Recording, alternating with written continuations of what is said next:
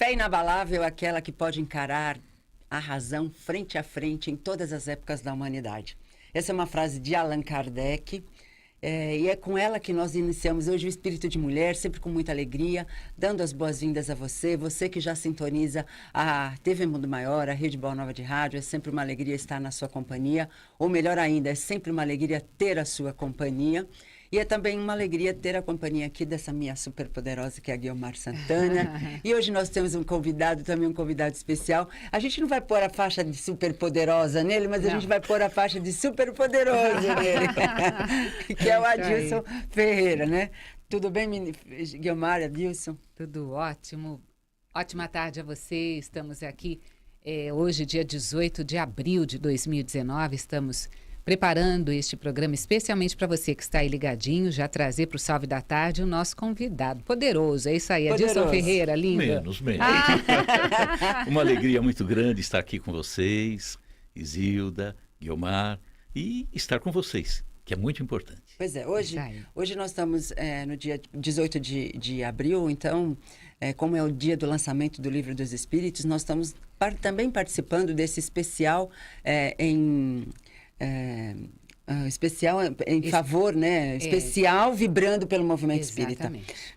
E hoje nós vamos falar, então, a gente vai enfocar efetivamente o Livro dos Espíritos, a importância desse livro para todos nós, né? Eu não diria só para as pessoas que participam do movimento espírita, porque tem outras pessoas que não fazem parte desse movimento, mas que também adoram a ler, entender o Livro dos Espíritos, porque ele nos traz a lei da vida, ele nos traz as leis divinas de uma forma facilitada, né? E vamos também, aproveitando essa oportunidade, já que o Adilson está aqui e ele fala muito bem sobre Jesus e seus apóstolos, então nós também vamos focar um pouquinho nisso, né, Guiomar? Sim. Que é para nós entendermos como que eles agiram na época de Jesus e fazer uma comparação com o tempo atual, que também é interessante para nós entendermos esses movimentos das épocas em que nós estamos vivendo, as épocas que já foram vividas. Não é isso mesmo? É isso mesmo. Então, você que está aí ligadinho na programação da Rede Boa Nova de Rádio e da TV Mundo Maior, desde as primeiras horas de hoje, estamos, desde ontem, né, dia 17 e 18, realizando esse especial Espiritismo Vibrando pelo Movimento Espírita. Você pode deixar a sua participação aí pelo Facebook, porque este programa é gravado. É inédito, fizemos especialmente para você, mas é gravado. As suas participações, os seus comentários vão ficar aqui na nossa página do facebook.com/TV Mundo Maior e depois nós trazemos estas informações. Obrigada aí pelo seu carinho. Já agradecer aqui o apoio técnico do Jefferson Carvalho e da Fernanda Lima e o apoio da nossa produtora Thaís Cabenguele.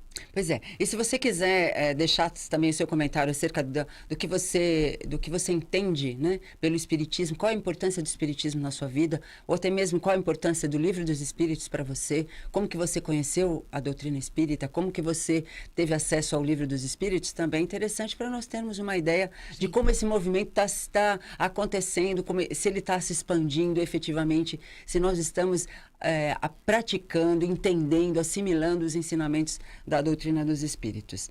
Mas, então vamos lá, vamos começar, né, Adilson? Eu acho que a gente sempre começa por a importância desse livro. A importância desse livro para você, por exemplo, né? Eu acho que para todos nós ele é importante. Ah, sem dúvida. É uma marca, um marco na nossa vida, né? Com certeza. É uma forma de sairmos daquele entendimento antigo, esquisito, muito esquisito, calcado em mistérios. Isso. E aí era complicado. E quando nós começamos, e aí vamos à frase de Kardec, a fé raciocinada.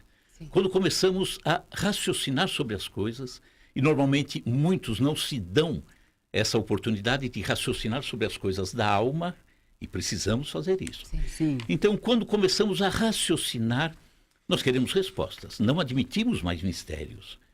Podemos ter, e temos, a falta de capacidade para entender, neste momento, determinadas coisas. Mas tantas coisas saem debaixo do véu daquele mistério e temos a capacidade de entender, sim. E a doutrina nos fez isso. O Livro dos Espíritos é o marco inicial para aquele que quer realmente entender a obra de Deus e entender com profundidade. Para mim, ele foi o vamos dizer assim, o pontapé inicial, através do Livro dos Espíritos, que começou a tirar de mim dúvidas, começou a esclarecer tantas coisas que eu falei, opa, preciso entender isso tudo. Pois é interessante, eu me lembro que quando eu era menina, não faz muito tempo. Não, claro que não. Né, Adilson? Não era lá em Barbacena, não, né? Não, era em São Paulo mesmo. Eu tinha, assim, uma versão de Eva. Eu tinha ódio da Eva. Porque eu falava assim, mas como que eu tenho que pagar? Como que eu tenho que por conta de uma pessoa que fez o que ela fez, a maçã, a história da maçã com a cobra, com Adão, comeu a maçã, e o que eu tenho com isso? Eu não estava lá, eu não comia maçã, apesar de adorar maçã, mas eu não comia aquela maçã. Por que eu tenho que estudar, eu tenho que obedecer, porque criança, o raciocínio de criança é assim, né? Por que eu tenho que estudar? É muito mais fácil, muito melhor brincar, só brincar. Por que eu tenho que obedecer? É muito mais fácil fazer o que eu quero, né? Então, isso era, desde que eu me conheço por gente, era as minhas indagações. E quando você fala em Adão, em Eva, em maçã, todos nós, né, passamos por uma experiência. Todos nós, eu estou falando exagerando, né? A grande maioria de nós tivemos uma orientação católica, né? Sim, dentro das nossas fases aí de infância, né? Muitas pessoas nasceram em berços espíritas, né? Totalmente espírita. Mas quando você nasce num berço católico, que bom, né? Que a gente tem aí alguma religião para se nortear. Realmente, essa questão da Eva, da maçã e de Adão, ela deixa algumas dúvidas, né? E essa era a sua aversão com relação à pobre da Eva. Pois é, ainda eu tinha que contar os meus pecados para o padre. Mas que pecados que eu tinha? Meus pecados eram brigar com o amiguinho da escola, né? Desobedecer de vez em quando a mãe e o pai, né? Ser malcriada. Mas isso, para mim, por que eu tenho que contar para ele? A minha mãe já sabe, meu pai já sabe, por que eu tenho que contar para ele, né? Então, tinha essas coisas que eram coisas bem de infantis, bem de criança, mas que já tinham um sentido que alguma coisa não estava certa. Sim. E ainda hoje, Isilda, quantos carregam ainda, e é terrível, um sentimento de culpa. Isso. Por algo que ainda vai acontecer por tanto tempo, porque nós estamos em uma rota ascensional, estamos aprendendo. Sim, e aquele que aprende, está aprendendo, todo o direito que ele tem é de errar. Sim. É natural que seja isso. Mas quando a religião não se atualiza, é complicado, ela fica para trás. Tem uma frase de Kardec que diz que a religião e a ciência caminham juntas. Quando a religião para, a ciência continua. Então a ciência vai buscar respostas. E aí é inconcebível admitir uma figura de Adão e Eva, tal qual acredita-se na religião, que seria alguns poucos milênios, quando a ciência nos prova que isso aconteceu há milhares e milhares de anos. Sim. E que Adão e Eva nada mais é do que uma figura ao qual se reportou na história, mas que não é o marco inicial da humanidade. Exato. Então nós temos que entender, daí a importância da fé raciocinada, buscar.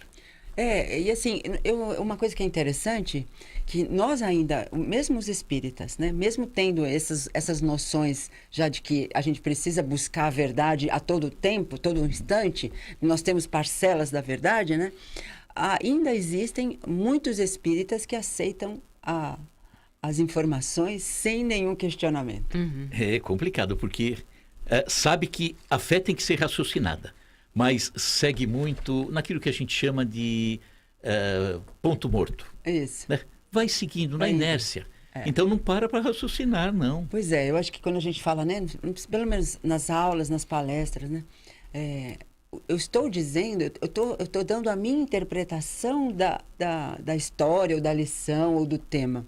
Mas é interessante que todos reflitam, né, e vejam se tem lógica efetivamente, se isso pode ser bom para todo mundo, né? Mas as pessoas ainda relutam em fazer isso, porque dá trabalho, né? E outra, a doutrina espírita é expositiva, nunca impositiva. Impositiva, né? Então a gente tem que ir amealhando esse caminho ao longo do tempo, é Jesus o caminho. Sim. E que vem sendo alargado pela doutrina espírita, pelas religiões também. Então eu tenho que buscar esse caminho, raciocinar e construir a minha verdade. Para você que está acompanhando o programa Espírito de Mulher desta quinta-feira, estamos aqui, eu, Maria Isilda, ao lado de Adilson Ferreira, nosso companheiro aqui, comunicador da Rede Boa Nova de Rádio, falando a respeito da importância do Livro dos Espíritos. E aqui em off, você estava comentando com a gente, né, que quando você fez a leitura do Livro dos Espíritos, você matou Jesus Deus. Ah, foi. Conta pra gente aqui. Não, vamos recordar que Jesus, tão humano há 2000 anos atrás, né, nos oferecia o ombro, que nos acolhia no sofrimento, nos oferecia a palavra e que estava tão presente. Só que na caminhada depois da partida dele, no ano 325, inclusive no Concílio de Nicéia, a religião católica romana decidiu que Jesus era Deus. Pois é. E aí nós perdemos o endereço de Jesus. E perdemos aquele ombro que era oferecido para que a gente pudesse estar ali junto. E a humanidade aceitou esse Jesus Deus, que ele não é Jesus Deus. E passamos por séculos de sofrimento, de escuridão. Aí vamos ver cruzada, Inquisição, todas essas coisas. Mas quando vem a doutrina espírita, e que de uma forma tão raciocinada, tão clara, tão bonita, nos diz que todos fomos criados simples e ignorantes. Até Jesus. Até Jesus, porque se um único ser tivesse sido criado de forma diferenciada, aquele Deus deixaria de ser Deus. Sim. Então aí resgatamos aquele Jesus que estava no infinito como Deus e trouxemos como irmão, lado, né? o irmão mais antigo. Só por aí já valeu a pena. Já valeu a pena, porque ele está mais próximo, né? Sim. Muitas pessoas falam, nossa, mas Jesus ainda, nós estamos longe. Nós podemos estar distantes dele em evolução, porque ele é um ser evoluído, já fez uma caminhada longa. Não é que ele nasceu evoluído, ele não foi criado evoluído, né? Mas ele está próximo de nós. Se nós estamos distante em evolução, ele está próximo de nós para que nós consigamos evoluir o mais rápido possível. Em outras palavras, recuperamos o endereço de Jesus. Pois é. E recuperamos aquele ombro que nos aguarda. Pois é, a gente pode Maravilha. até trocar uma correspondência via pensamento, né? Não é? Exatamente. A gente pode pensar, É. e o pensamento nos leva aonde nós estamos, Isso. onde nós queremos, É né? o poder da prece. Pois é, Exato. Onde vai? então vamos E aproveitar. quando o Adilson fala desta proximidade que temos com Jesus, como você disse no início, ele tem essa capacidade de trazer Jesus e os apóstolos, a gente já podia começar a falar um pouquinho sobre isso. Pois né? é, até para a gente hoje, né? Hoje aqui nós estamos aqui vivendo, Jesus não está presente, né? Mas ele não está presente fisicamente. Mas ele está presente espiritualmente, né? Então, assim, fazer uma comparação, uma analogia, né? Aquele tempo, as características daqueles apóstolos, que a gente tem uns que a gente tem uma afinidade maior com eles, né? E que também, eu acho que as pessoas também não entendem a atuação, a ação de algum deles, né? De alguns deles, né? Então, é interessante que a gente comente, né? Sem dúvida. Há 2000 anos, Jesus vem, aquele espírito fantástico, o maior espírito que pisa na terra, Pois que é. vem à terra. E ele se cerca de 12 homens. E se formos parar para analisar, aquele que era letrado era apenas Mateus, né? Os demais eram seres dali, do chão, da pesca, do plantio, de um comércio. Eram pessoas simples, mas pessoas de extrema boa vontade. Pois é. E eram espíritos preparados. E estavam ali para receber de Jesus a informação e levar adiante essa informação após a partida do mestre. E aí nós vamos ver, e é muito importante isso, me chama muito a atenção quando eu analiso os discípulos. Muitos de nós espíritas dizem assim, eu ainda sou tão pequeno. Eu ainda não sou espírita. Olha, eu ainda não tenho capacidade. Se pensarmos bem, os discípulos também agiram dessa forma. Da Pois mesma forma que nós. Vamos recordar que o pai levou o filho, né, dizendo, olha, eu levei esse meu filho que está lunático, né, Sim. processo obsessivo, levei aos teus discípulos e eles não puderam curar. O que Jesus disse? Ah, se vocês tivessem a fé do tamanho de um grão de uma mostarda, Pois é. vocês diriam a esse monte, sai daqui e vai para lá. Então significava que, com todo o potencial que eles tinham, ainda não estava aflorada a capacidade que eles tinham. Precisava de um tempo. E esse tempo chega no momento certo. E se nós pensarmos, hoje nós estamos muito mais capacitados do que os apóstolos naquela época. Eu até acredito que sim, viu? Né? Temos Pelo menos em tantas algum conhecimento. informações. Isso. Acesso à informação nós temos. Mas aí que é o problema. Nós temos o acesso, mas aí perguntamos, quem acessa? Bom, Mas, assim... Esse é o problema. Quem busca esse Pois é. conhecimento, Quem busca. né? Será que hoje, se Jesus aqui estivesse, quem será que ele escolheria? Será que ele colocaria mulheres nesse grupo? Ah, sem dúvida.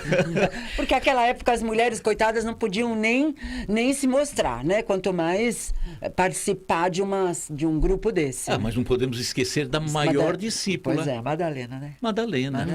Maria Uma Madalena. corajosa. Ela é uma corajosa, né? Sim, Eu admiro demais Madalena. Nossa. Madalena e Paulo de Tarso. Como nós estamos no programa Espírito de Mulher, acho que faz até sentido a gente pedir falar, para você falar falar. um pouquinho, né, sobre Maria Madalena, que foi, como nós aqui estamos agora comentando, uma das primeiras, né, discípulas do Cristo, que esteve lá à frente, valorosa, buscando sempre entender um pouco mais a respeito de como se transformar, como colocar este amor em ação.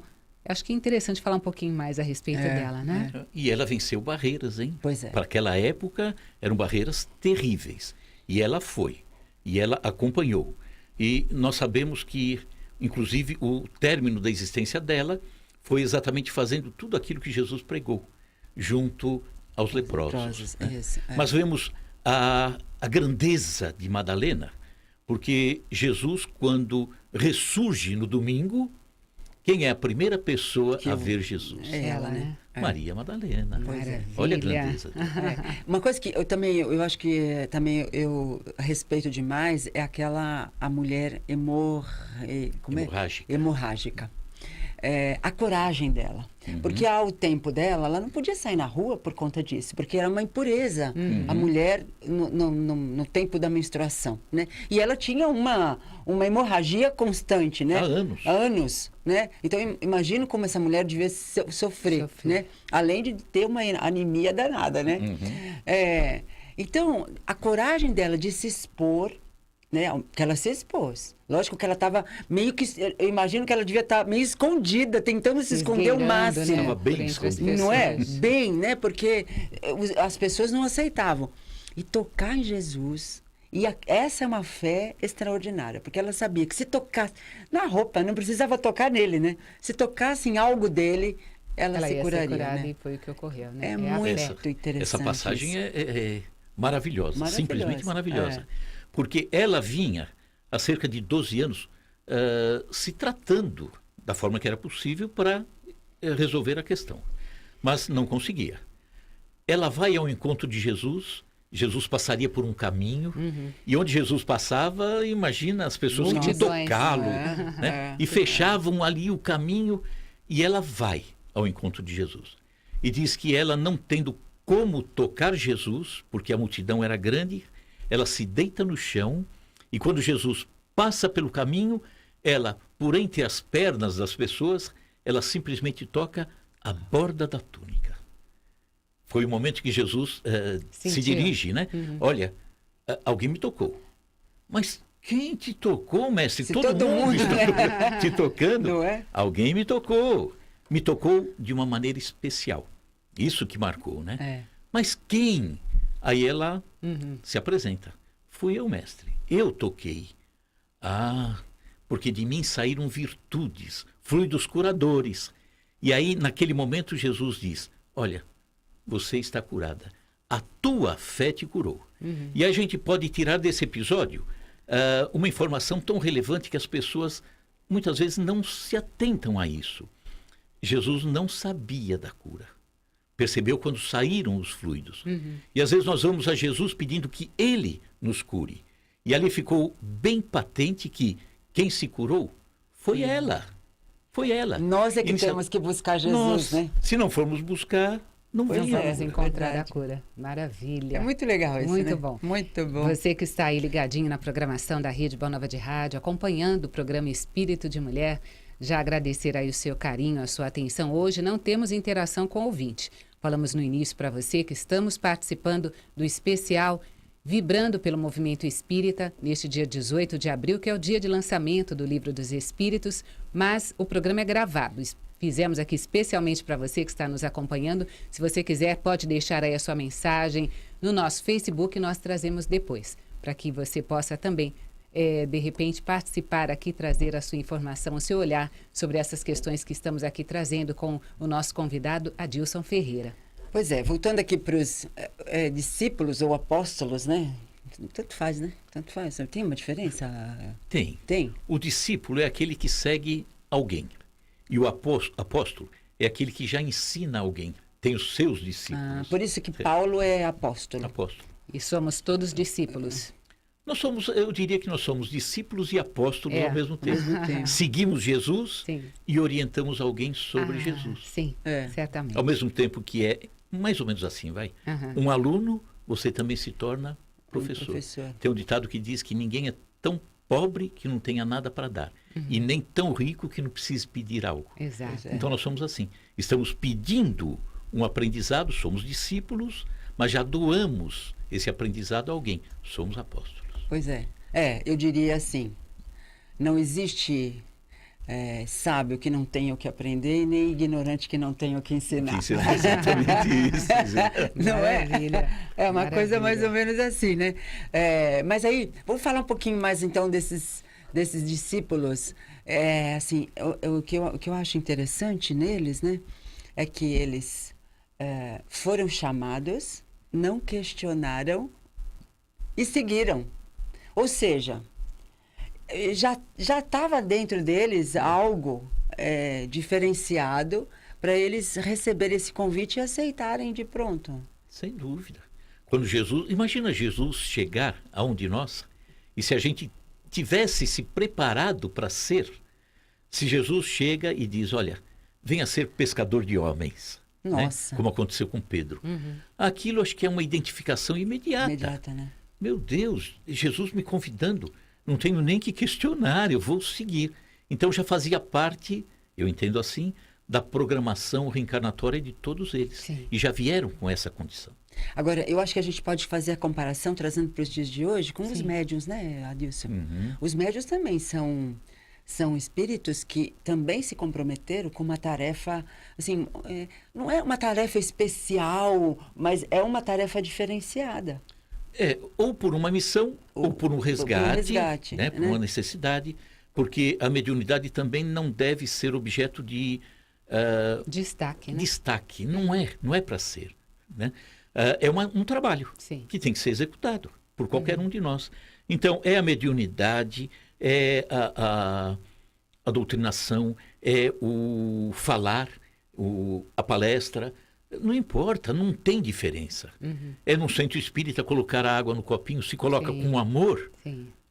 Fez um ali trabalho na recepção, magnífico. recebendo as pessoas com sorriso, com carinho. Sem dúvida. É que hoje, se você pensar, as pessoas, elas dão um certo destaque para o médium, porque o médium tem um contato direto com os espíritos, né? Então, dá a impressão de que é uma tarefa mais especial, mas é uma tarefa comum como qualquer outra. Nós, como espíritas, precisamos orientar nesse sentido. Sim. Todo trabalho feito com boa vontade é importante. Eu me lembro de uma pessoa, uma vez na palestra, eu estava falando sobre o trabalho mesmo.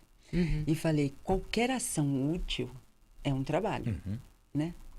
E a pessoa que estava na plateia, ela estava numa cadeira de rodas.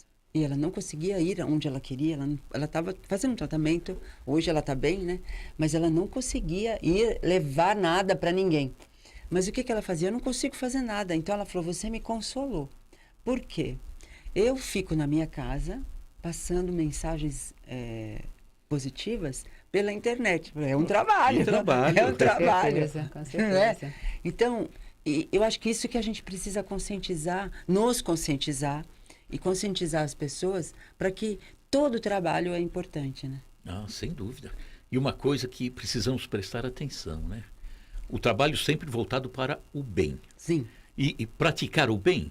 E tem uma frase que eu li há muito tempo atrás e que ficou gravado. Você precisa fazer o bem com benevolência. Porque fazer o bem, qualquer um pode fazer. Né? É dar um prato de comida, oferecer alguma coisa, um remédio. Agora, você precisa fazer o bem com benevolência, com bondade.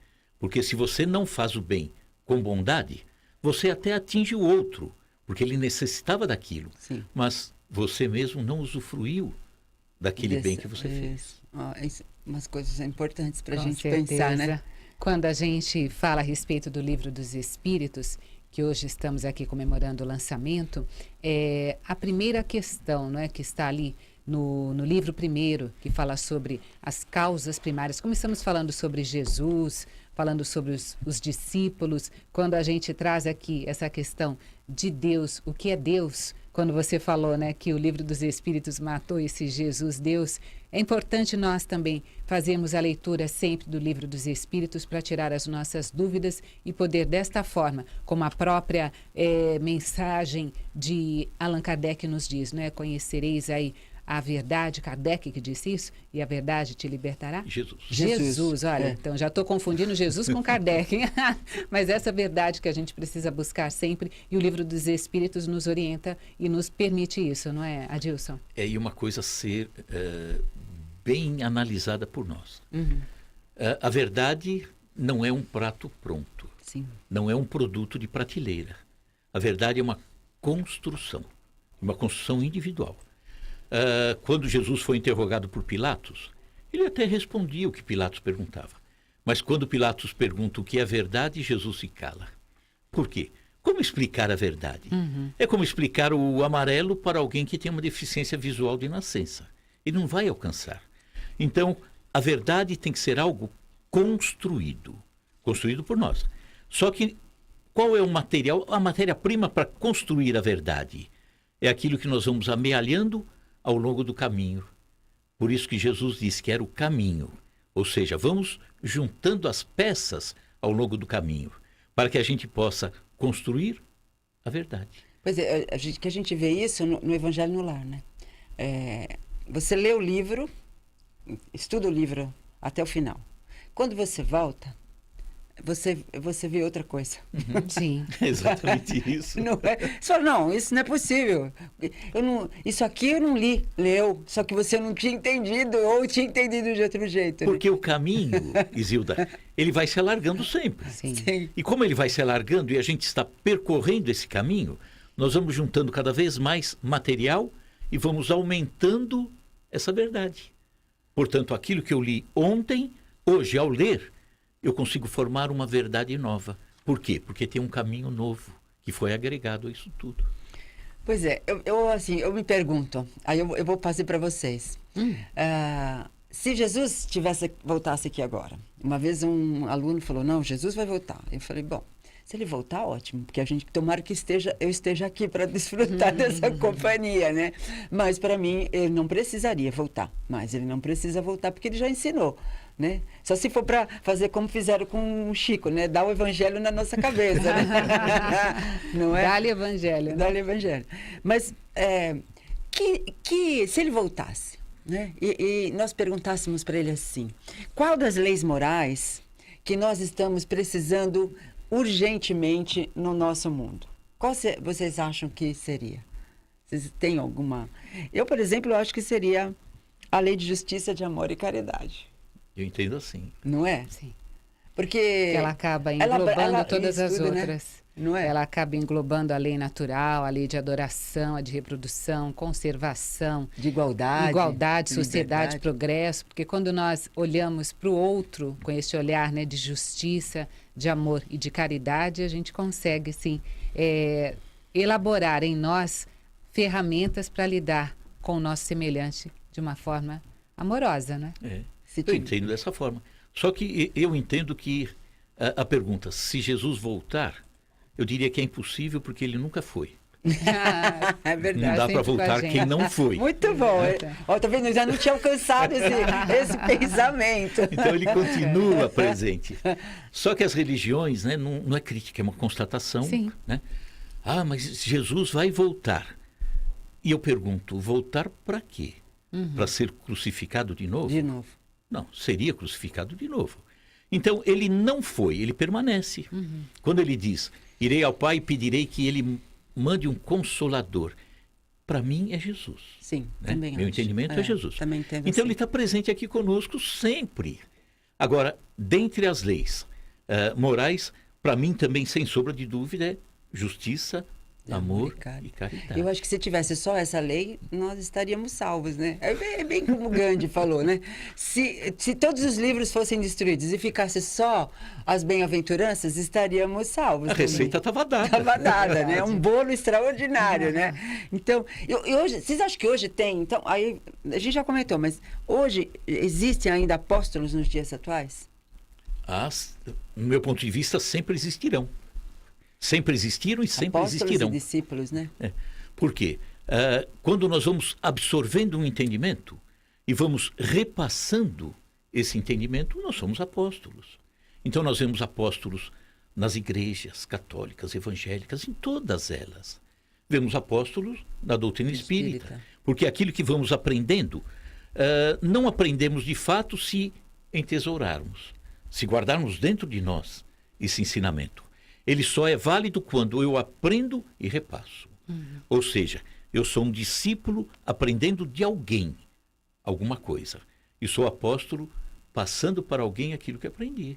Então sempre existirão discípulos e apóstolos. Certo. Então esse medo de que alguém nos supere é ilusão, né? Alguém nos supere em que sentido? Em termos de... Então eu não passo o meu conhecimento por medo de que aquela pessoa para quem eu estou passando o conhecimento me supere em conhecimento. Mas isso não dá para a gente controlar, né? Isso seria, em primeiro lugar, egoísmo. Em segundo lugar, eu estou passando algo que eu não tenho. Por quê? Porque se aquilo que eu aprendi está corroído pelo egoísmo, na verdade eu estou passando algo que não é saudável para alguém e que não é uma verdade. É aquele que diz, olha, faço o que eu falo, mas não faço o que eu faço.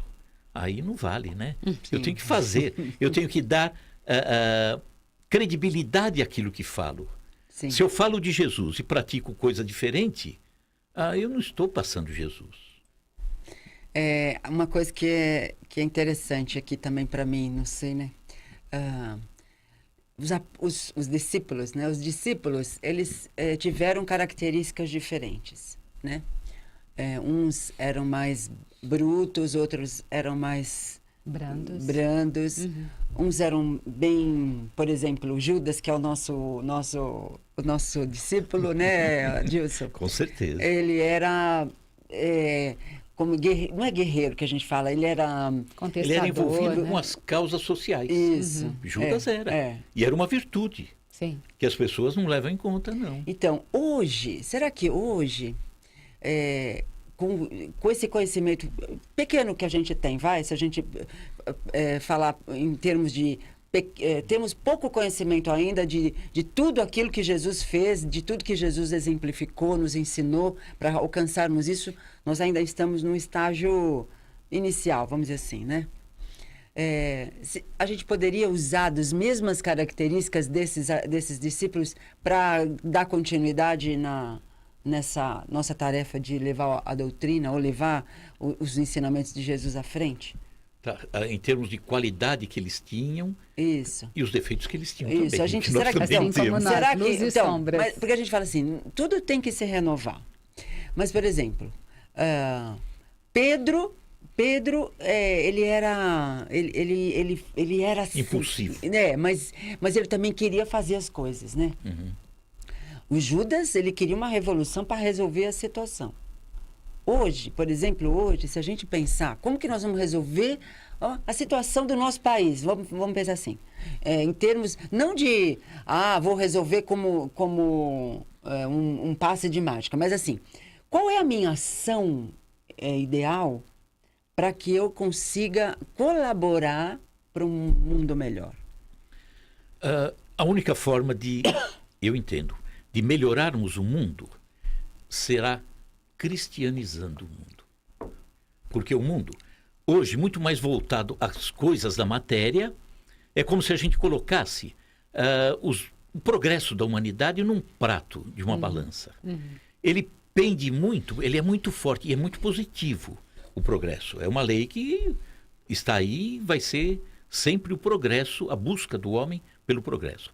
Mas quando nós ficamos restritos a um progresso do ponto de vista apenas material, essa balança que tem 2 pratos, ela pende para um lado. Sim. Por quê?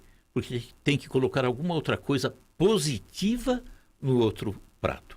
E qual é a coisa positiva? Cristianizar. É fazer com que aquele que hoje detém um poder em razão do progresso respeite o subordinado, ame o subordinado, atenda a quem tem fome, a quem está sem esperanças. Quando nós começarmos de fato, toda a humanidade, buscando cristianizar a humanidade, é a forma de equilibrarmos esse prato. Termos um progresso saudável, porque temos uma humanidade saudável. E essa questão de cristianizar independe aí do rótulo religioso, né? Nós temos que enxergar o outro como irmão, as questões das outras religiões, observar sempre com um olhar de amor fraterno, porque todos acreditamos, né? Quando entram em uma religião, quando professam uma religião, eles estão buscando a melhora, estão buscando evoluir. Cada um entende de uma forma. É claro, né? Nós aqui dentro da doutrina espírita, nós acreditamos que é só através do nosso conhecimento, através da nossa ação, do nosso comportamento é que nós evoluímos, né? E cada religião prega de alguma forma e a pessoa vai abraçar. Então, quando nós respeitamos, quando nós enxergamos o outro, nós estamos aí praticando essa cristianização, não é, Adilson? Não importa o rótulo, importa o conteúdo. Sim. Porque às vezes tem embalagens maravilhosas, mas um conteúdo inapropriado. Então, não importa o rótulo, não importa a embalagem. O que importa é o conteúdo. Nós vemos pessoas se dedicando, por exemplo, a uma religião. Você é católico? Seja um bom católico. Você é evangélico? Seja um bom evangélico. Você é espírita? Seja um bom espírita. É a forma de divulgarmos, é a forma de levarmos adiante esse Cristo, essa mensagem dele. Então, não importa o rótulo, o que interessa é o conteúdo. Aí eu diria assim, ó, puxando para nossa a brasa para nossa sardinha, ou a sardinha para nossa brasa, isso. eu não sei bem como que é o negócio. Mas assim, a gente falou, se Jesus voltasse, se Jesus estivesse aqui agora encarnado e fosse escolher os seus discípulos, né? Você acredita, né? Acreditamos que ele escolheria algumas mulheres, né? Sim. Mas aí eu diria assim, né? Será que os homens que fossem escolhidos aceitariam isso hoje? Será que a gente já está nesse ponto, Adilson?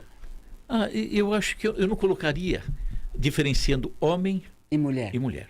Né? Por quê? Porque essa situação homem e mulher é momentânea. Sim. Nós em espíritos... Somos espíritos. Somos espíritos. Não existe o espírito masculino e o espírito feminino. Sim. Mas eu diria que até em termos de coisas da alma, as mulheres são muito mais sensíveis. São muito mais dedicadas. Sim. Entre num centro, faça um desafio.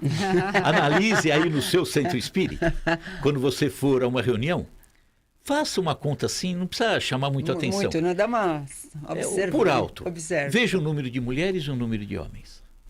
Então a mulher está muito mais, eu vejo, a mulher muito mais dedicada às causas da alma. Mais presente. Muito mais presente, muito mais sensível. Sim. Então eu diria, eu vou puxar a brasa para nós agora, Dilson. Então eu diria que essas mulheres, elas estão muito mais para as características de Judas, luta pelas causas, ou não, ainda? Pode ser também. Pode ser? Pode ser também. Só que elas precisam ser mais compreendidas do que Judas foi. Sim. Porque Judas, lamentável, né? A história de Judas, da maneira como se pintou Judas, Judas, na visão das pessoas, terrível. Sim. Mas isso é uma falha das Escrituras. Sim. Uma influência, inclusive, de Roma. Da história, né? Da história. Nós vamos ver, por exemplo, Tomé. Qual a grande característica de Tomé? É a a falta de fé, não é assim? Ele não é fé. Ele não é aquele que quer... É aquele que quer comprovação sempre, de tudo. Né? Para mim, a grande característica de Tomé é a perseverança. Por quê? Se ele tinha dúvidas... Sim, ele está sempre em busca... E ele continuou 3 anos ao lado de Jesus. Né? Então eu digo, não é a falta de fé, é a perseverança. Mas é uma perseverança que seguiu, avançou e conseguiu construir a fé. Sim, verdade. Então, às vezes, a gente fica no lado negativo. Judas, zelote, preocupado com o povo, né? Cativo ali, submisso ao poder de Roma. E ele ficou acompanhando Jesus por 3 anos. Será que ele acompanhou Jesus para vendê-lo por 30 moedas? Pois é. Alguém que dizia que não tinha nem onde reclinar a cabeça. Ele ficou planejando. Que antivisão ele teve? Olha, lá na frente eu vou vender por 30 moedas. E olha, 30 moedas era o preço de um escravo comum na época. Não faz sentido. Judas não foi isso. O traidor, né? E Bartolomeu? Assim, sabe por que eu falo isso? Porque numa análise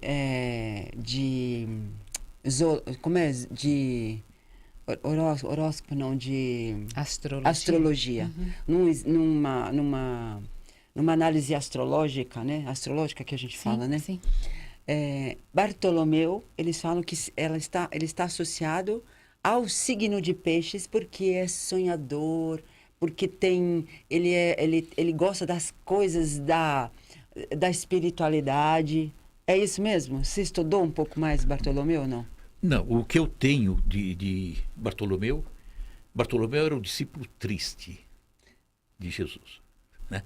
Aliás, ele não se chamava Bartolomeu, ele se chamava Natanael e muda o nome para Bartolomeu. Naquela época era muito comum até. Levi se torna Mateus. Por quê? Quando ele consegue uma vida nova, um entendimento novo, acontecia com certa frequência. Para mostrar que ele era um homem novo... Novo nome. Faz sentido. Mas naquela época era fácil, porque não tinha que trocar RG, CNH, passaporte. Simplesmente falar, meu nome agora é esse. A partir de agora eu sou Bartolomeu. Sim. Mas a história diz que Bartolomeu era o discípulo triste. Ele carregava em si essa tristeza. E ele foi arguído, inclusive, por Jesus sobre essa tristeza. E aí Bartolomeu, ou Natanael ainda, né?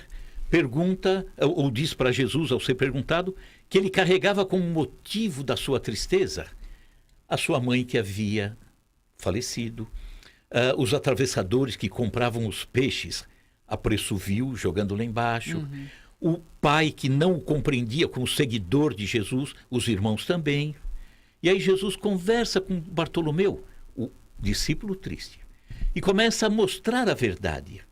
Mas Bartolomeu, você queria que teu pai aceitasse que você me seguisse? Se ele não me conhece, como que ele aceitaria? Né? Os atravessadores, com uma visão puramente material, como que eles fariam um preço justo para você? E diz que nesse momento em que Jesus conversa com Bartolomeu, ele sai dali, ele estava em Cafarnaum.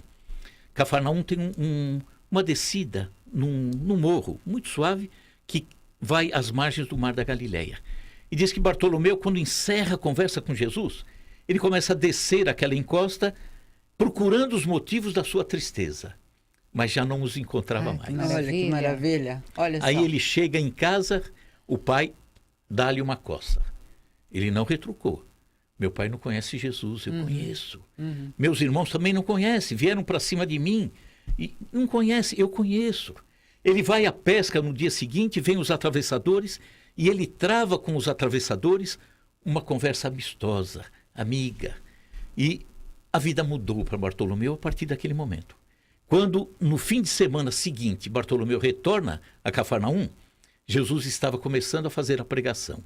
E Jesus, olhando para Bartolomeu, ele narra nada mais, nada menos que a parábola do tesouro escondido. Um homem descobre um tesouro e ele enterra com medo.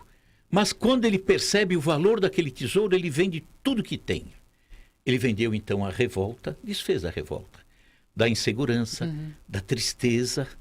Então Jesus diz, e o homem vende tudo que tem, pega e vai e adquire a terra, o terreno onde estava o tesouro escondido e resgata o tesouro. Bacana. E diz que nesse momento Jesus, olhando para os olhos de Bartolomeu emocionado com aquilo, ele deixa escorrer uma lágrima.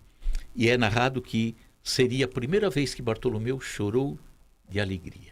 Muito bom. Para a gente encerrar o programa, não tinha podia história ser melhor. melhor. Não podia ser melhor, que nós possamos ter essa mesma possibilidade de entendimento para as coisas da vida, como teve Bartolomeu, não é? Pois é. Todos nós aqui podemos passar e passamos por desafios, seja profissional, seja na saúde, seja nos relacionamentos, que possamos então entender que Jesus está conosco. Ótima maneira de trazer este encerramento aqui. Obrigada, viu, Adilson, pela sua participação. É um pisciano mesmo. É um pisciano. Muito bom. Lindo. Eu que agradeço o convite. Muito obrigada, viu, Adilson? E um abraço a todos vocês que estão nos acompanhando hoje, dia 18 de abril. Muito Maravilha. bom, dia importante para nós, né? Sim, muito importante para todo espírita. Pois é. E nós vamos embora, né, Guilmar? Vamos embora. Amanhã tem Dr. João Lourenço novamente e semana que vem estamos de volta. Agradecer a equipe técnica, o Jefferson Carvalho, Fernanda Lima, agradecer a Thaís Cabenguelê. Próxima semana tem mais Espírito de Mulher para você. Até lá.